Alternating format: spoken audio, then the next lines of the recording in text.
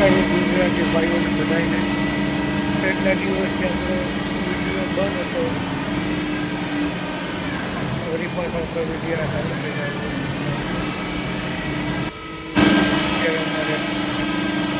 અત્યારે અમારે સાપીના CNC machine જરૂર છે. કોઈને પણ નવું હોય, નવો માણસ હોય તો 12,000 પગાર નાઇટમાં જરૂર છે. કોઈને પણ આવવું હોય તો મેસેજમાં નંબર નાખે, લાઈક કરે, સબસ્ક્રાઈબ કરે. નવા વિડીયો જોવા માટે